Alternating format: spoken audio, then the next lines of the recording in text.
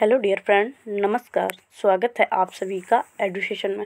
Friends, हम लोग बाल विकास एवं शिक्षण विधि के प्रैक्टिस सेट को कंटिन्यू सॉल्व कर रहे थे। इसी क्रम में जो 7 प्रैक्टिस है वो मैंने उपलब्ध करा दिए हैं और ये जो है 8वां यानी कि 8 नंबर प्रैक्टिस सेट है। तो इसको सॉल्व करते हैं। फ्रेंड्स, ये सभी प्रैक्टिस सेट आपके UP TET, C TET, MP TET या आप जो है राजस्थान अध्यापक पात्रता परीक्षा या अध्यापक बनने के लिए तैयारी कर रहे हैं, इसके साथ साथ जो भी कैंडिडेट केवीएस और सीटेट की तैयारी कर रहे हैं, तो सभी लोगों के लिए ये वीडियो बहुत ही हेल्पफुल होगा। सीडीपी का पोर्शन जो है बहुत अच्छे नंबर का आता है और लगभग 30 नंबर का तो सभी में आता है, सुपर टेट में 20 नंबर का और केवीएस में 60 नंबर का जो है ये आपका सीडीपी का पोर्शन पूछा जाना है। तो इस वीडियो से आपको काफ़ी हेल्प मिलेगी। फ्रेंड्स, शुरू करते हैं। पहला क्वेश्चन आपका है, बालक का मानसिक स्वास्थ्य किस पर निर्भर नहीं करता है? किस पर निर्भर नहीं करता है ये आपको बताना है। परिवार पर, समुदाय पर, विद्यालय पर, बाजार पर। तो यहाँ पर आपका सही आंसर क्या होगा? फ्रेंड, इसमें सही आंसर की बात की जाए तो डी नंबर ऑप्शन जो है वो बिल्कुल करेक्ट हो जाएगा। बालक का जो मानसिक स्वास्थ्य होता है वो परिवार, समुदाय, विद्यालय जहाँ भी वो ज़्यादा रहता है उस पर डिपेंड करता है। आगे चलते हैं, नेक्स्ट क्वेश्चन को देखते हैं। नेक्स्ट क्वेश्चन है, लगभग कितने वर्ष की उम्र तक सिर तथा मस्तिष्क का विकास जो है वो पूर्ण विकास हो जाता है? तो ये कितनी आयु तक होता है? लगभग 18 वर्ष, लगभग 16 वर्ष, लगभग 15 वर्ष और लगभग 20 वर्ष। तो यहाँ पर आपका सही आंसर क्या होगा? फ्रेंड्स, इसका बी नंबर ऑप्शन जो है वो बिल्कुल करेक्ट हो जाएगा। लगभग 16 वर्ष तक जो है जो मस्तिष्क होता है उसका, जैसे किस सिर और मस्तिष्क ये किसी भी बालक के लगभग 16 वर्ष की उम्र तक उनका जो है पूर्ण विकास हो जाता है। आगे चलते हैं, नेक्स्ट क्वेश्चन को देखते हैं। किस अवस्था में बच्चे में दोहराने की प्रवृत्ति पाई जाती है? दोहराने की प्रवृत्ति जो है वो किस में पाई जाती है ये आपको बताना है। यहाँ पर आपका सही आंसर क्या होगा? तो यहाँ पर आपका जो है शैशवावस्था, बाल्यावस्था, किशोरावस्था, प्रौढ़ावस्था। तो ये जो दोहराने वाली प्रवृत्ति है ये आपकी बाल्यावस्था में शैशवावस्था में पाई जाती है। ए नंबर जो ऑप्शन है वो आपका बिल्कुल करेक्ट हो जाएगा। आगे चलते हैं, नेक्स्ट क्वेश्चन को देखते हैं। नेक्स्ट क्वेश्चन है, अनुकूलित अनुक्रिया सिद्धांत का प्रवर्तक कौन था? फ्रेंड्स, जो सिद्धांत वाले वीडियो हैं उन सभी सिद्धांत को मैंने एक ही वीडियो में दिया है, तो वो वाला वीडियो आप जरूर देखें, आपको बहुत बेनिफिट मिलेगा। और बस कुछ ही मिनट का वीडियो है, उसमें आपके सारे सिद्धांत जो है वो क्लियर किए गए हैं। Ivan P Pavlov, Thorndike, Kohler, पियाजे। तो अनुकूलित अनुक्रिया सिद्धांत की बात की जाए तो ये सिद्धांत आपका जो है ए नंबर ऑप्शन सही होगा, पावलोव ने दिया था। यहाँ पर आगे नेक्स्ट क्वेश्चन को देखते हैं। नेक्स्ट क्वेश्चन आपका है, कोहलर ने सूझ सिद्धांत का प्रयोग किस पर किया था? कोहलर ने जो सूझ सिद्धांत का प्रयोग किया था वो किस पर किया था? बनमानुस पर, सुल्तान पर, चिंपैंजी पर, उक्त सभी पर। यहाँ पर आपका सही आंसर क्या होगा? फ्रेंड्स, आपका सही आंसर होगा D number option. D number option जो है वो आपका बिल्कुल करेक्ट हो जाएगा। आगे चलते हैं, नेक्स्ट क्वेश्चन को देखते हैं। नेक्स्ट क्वेश्चन है, बालक की प्रथम पाठशाला है। बालक की प्रथम पाठशाला कौन सी होती है? नर्सरी, प्राइमरी, परिवार, विद्यालय। यहाँ पर आपका सही आंसर क्या होगा? फ्रेंड्स, बालक की पाठशाला की बात की जाए तो बालक की पाठशाला जो है पहली पाठशाला उसका परिवार होता है और इसकी माँ को पहला टीचर बताया जाता है। माँ जो होती है वो पहली टीचर होती है और पाठशाला जो है प्रथम पाठशाला बालक के लिए उसका परिवार होता है। आगे चलते हैं, नेक्स्ट क्वेश्चन, क्योंकि जो कुछ भी बच्चा सीखना प्रारंभ करता है वो परिवार से ही सीखना प्रारंभ कर देता है। आगे चलते हैं, नेक्स्ट क्वेश्चन है आपका, बालक में नैतिकता का विकास किसके विकास पर निर्भर करता है? बालक की नैतिकता का विकास जो है किसके विकास पर निर्भर करता है? ज्ञान, शक्ति, विवेक, उक्त सभी। तो बालक का जो नैतिकता का विकास है वो किस पर निर्भर करता है? यहाँ पर आपका डी नंबर ऑप्शन जो है वो बिल्कुल करेक्ट हो जाएगा। उक्त सभी जो है ये इसका करेक्ट आंसर हो जाएगा। आगे चलते हैं, नेक्स्ट क्वेश्चन को देखते हैं। नेक्स्ट क्वेश्चन है, बालक के जीवन में क्रियात्मक विकास का महत्व किन बिंदुओं को स्पष्ट करता है? सामाजिकरण, आत्म प्रत्यय, अच्छा स्वास्थ्य, उक्त सभी। बालक के जीवन में क्रियात्मक विकास का महत्व किन बिंदुओं को स्पष्ट करता है? तो यहाँ पर आपका सही आंसर होगा डी नंबर ऑप्शन जो है ये सभी जो है ये आपके बालक के जीवन के क्रियात्मक विकास के महत्व के बिंदुओं को स्पष्ट करते हैं। डी नंबर ऑप्शन आपका बिल्कुल करेक्ट हो जाएगा। आगे चलते हैं, देखते हैं नेक्स्ट क्वेश्चन को। नेक्स्ट क्वेश्चन आपका है, अधिकतर कौशलों को सीखने की अवस्था होती है। अधिकतर जो कौशल होते हैं उनको सीखने की अवस्था जो है वो कौन सी अवस्था होती है, ये आपको बताना है। फ्रेंड्स यहाँ पर आपका सही आंसर क्या होगा, बचपन, युवा, प्रौढ़ा, कोई नहीं। यहाँ पर आपका सही आंसर होगा ए नंबर। जो कौशल होते हैं बच्चे उनको बचपन में ज़्यादा से ज़्यादा सीख सकते हैं, तो यहाँ पर ए नंबर ऑप्शन जो है वो बिल्कुल करेक्ट हो जाएगा। आगे चलते हैं, नेक्स्ट क्वेश्चन को देखते हैं। नेक्स्ट क्वेश्चन आपका है, सांस्कृतिक एवं सामाजिक विकास को प्रभावित करने वाले कारक हैं। तो शिक्षा, धर्म, परिवार, उक्त सभी। तो यहाँ पर आपका सही आंसर फ्रेंड्स आप देख के ही बता देंगे, डी नंबर ऑप्शन जो है वो आपका बिल्कुल करेक्ट है। सांस्कृतिक एवं सामाजिक विकास को प्रभावित करने वाले जो कारक हैं वो इनमें से सभी है। आगे चलते हैं, देखते हैं नेक्स्ट क्वेश्चन को। नेक्स्ट क्वेश्चन जो आपका है, बालक में वृद्धि कब तक चलती है। जो बालक होते हैं उनमें वृद्धि कब तक होती है, एक निश्चित समय तक, अनिश्चित समय तक, ए और बी दोनों, इनमें से कोई नहीं। यहाँ पर आपके बालक की वृद्धि की बात की जाए तो वृद्धि जो है वो एक निश्चित समय तक होती है। ए नंबर ऑप्शन जो है वो आपका बिल्कुल करेक्ट हो जाएगा। आगे चलते हैं, नेक्स्ट क्वेश्चन को देखते हैं। आत्म सीमित जीवन चक्र में कार्य कर रहे जीवाणु के समूचे प्रभाव को परिपक्वता कहते हैं। यह कथन किसका है, तो ये कथन किसका है ये आपको बताना है। आत्म सीमित जीवन चक्र में कार्य कर रहे जीवाणु के समूचे प्रभाव को परिपक्वता कहते हैं। यह कथन किसने दिया था, गैरी ने, गैसल ने, मार्टिन ने, हर्बर्ट ने। यहाँ पर आपका सही आंसर होगा बी नंबर ऑप्शन, ये कथन आपका गैसल ने दिया था। आगे चलते हैं, देखते हैं नेक्स्ट क्वेश्चन को। नेक्स्ट क्वेश्चन आपका है, किस सिद्धांत को गेस्टाल्टवादी सिद्धांत कहते हैं। किस सिद्धांत को जो है गेस्टाल्टवादी सिद्धांत कहा जाता है, ये आपको बताना है। सूक्ष्म का सिद्धांत, पियाजे का सिद्धांत, अंतर्दृष्टि का सिद्धांत, वाइगोत्स्की का सिद्धांत। यहाँ पर आपका सही आंसर होगा जो है सूझ का सिद्धांत। यहाँ सूझ होगा, सूक्ष्म नहीं होगा, सूझ होगा।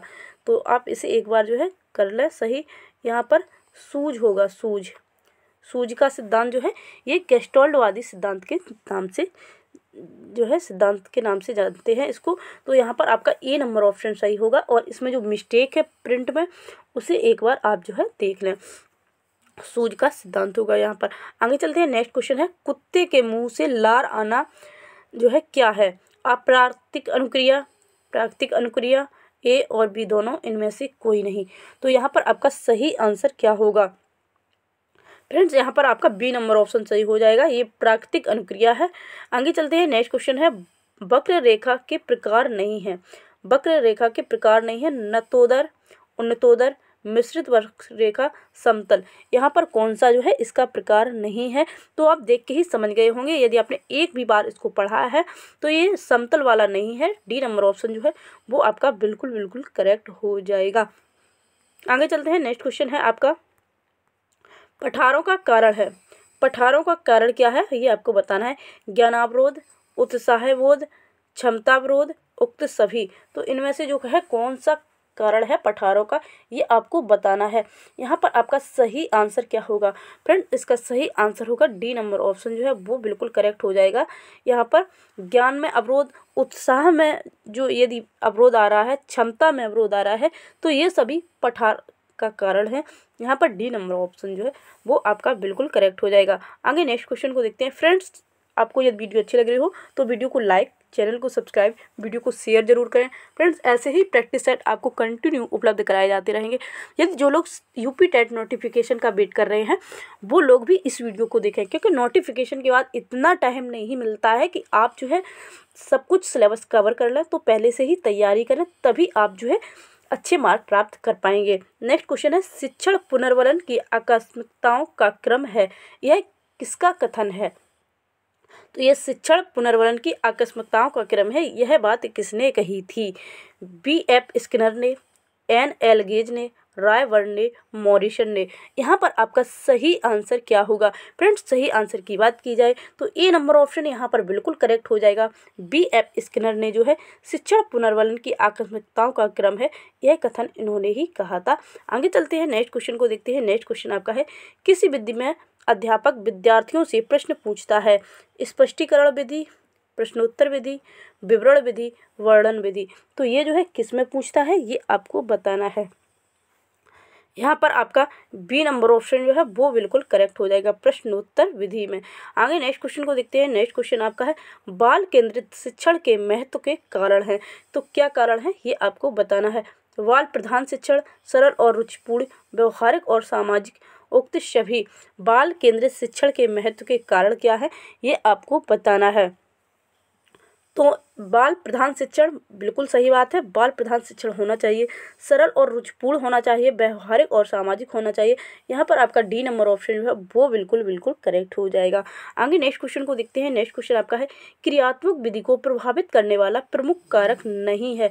कौन सा कारक नहीं है। शारीरिक दशा, समस्या का उदय, अभ्यास और निर्देशन, अधिगम का अवसर। तो इनमें से जो कौन सा है क्रियात्मक विधि को प्रभावित करने वाला प्रमुख कारक नहीं है ये आपको बताना है। यहाँ पर आपका सही आंसर होगा बी नंबर ऑप्शन, समस्या का उदय। समस्या का उदय जो है ये क्रियात्मक विधि को प्रभावित करने का प्रमुख कारक नहीं है, क्योंकि जब कोई क्रिया कर रहा है या क्रियात्मक उसके अंदर एक्टिविटी करने की कोई भी क्षमता है तो कोई समस्या आती है तो उसे वो कहीं ना कहीं सॉल्व कर लेगा। तो ये सारी चीज़ें उसके साथ नहीं होती हैं, वो इसको जो है कहीं ना कहीं इसका भी समाधान कर लेगा। आगे है किसके अनुसार विकास के परिणाम स्वरूप व्यक्ति में नई विशेषताओं और नई योग्यताओं का उदय होता है। तो ये बात किसने कही थी। हरलॉक ने, जर्सील्ड ने, सॉरी ने, टेलफोर्ड ने। तो ये बात जो है फ्रेंड्स, जो कथन वाले जो क्वेश्चन आते हैं तो आपको इनसे घबराना नहीं है। प्रत्येक एग्जाम में लगभग 2 कथन तो आने ही आने हैं, चाहे आप टेट लेवल का एग्जाम दे रहे हो या आप जो है शिक्षक भर्ती लेवल का एग्जाम दे रहे हो। वो एग्जाम कोई भी हो सकता है, किसी भी स्टेट का हो सकता है। आपको लगभग 2 कथन पूछे जाएंगे। वो कौन से कथन पूछ दिए जाएंगे ये किसी को पता नहीं होता है। तो आपको जितने भी कथन आ रहे हैं बीच बीच में वो सारे आपको जो है देखने हैं। तो यहाँ पर जो है आप का सही आंसर क्या होगा फ्रेंड। इसका सही आंसर होगा हरलॉक। हरलॉक ने ये बात कही थी कि जो है विकास के परिणाम स्वरूप व्यक्ति में नई विशेषताओं और नई योग्यताओं का उदय होता है। ये बात हरलॉक ने कही थी। आगे चलते हैं, देखते हैं नेक्स्ट क्वेश्चन। नेक्स्ट क्वेश्चन आपका है शिक्षा पद्धति का आविष्कार किसने किया था। शिक्षा पद्धति का जो आविष्कार है वो किसने किया था ये आपको बताना है। फ्रोवेल ने, रॉश ने, ब्रिड ने, टॉलमैन ने। तो यहाँ पर आपका सही आंसर होगा ए नंबर ऑप्शन। जो शिक्षा पद्धति का आविष्कार है ये फ्रोवेल ने किया था। ए नंबर ऑप्शन आपका बिल्कुल करेक्ट हो जाएगा। नेक्स्ट है प्राणी द्वारा किसी नई चीज़ के बारे में जान लेना या ज्ञान प्राप्त करना क्या है। परंपरा, वातावरण, अधिगम, रोपण।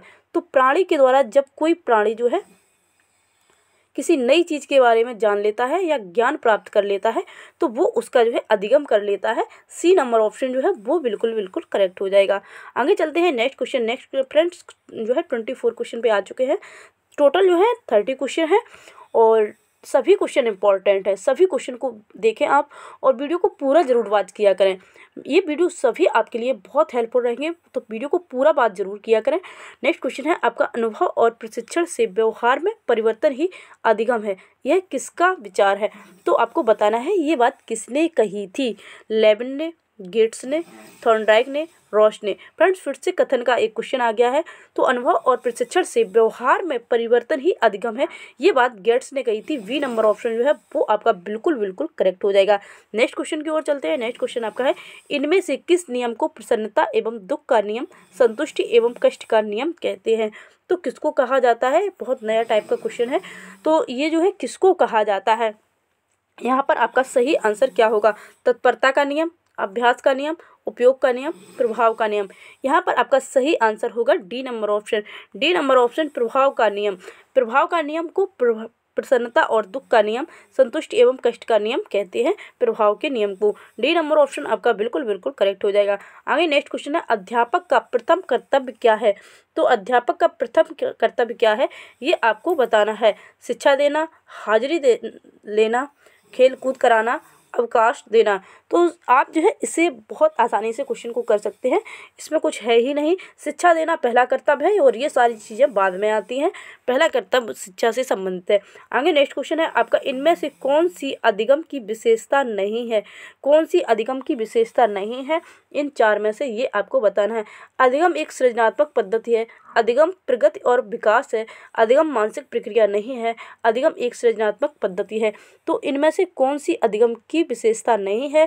फ्रेंड्स, अधिगम मानसिक प्रक्रिया नहीं है। ये बात बिल्कुल गलत है कि क्योंकि जब हम कुछ सीखते हैं, जब हम अधिगम करते हैं तो वो हमारे माइंड के द्वारा ही प्रक्रिया होती है। इसलिए यहाँ पर सी नंबर ऑप्शन जो है वो बिल्कुल बिल्कुल गलत हो जाएगा।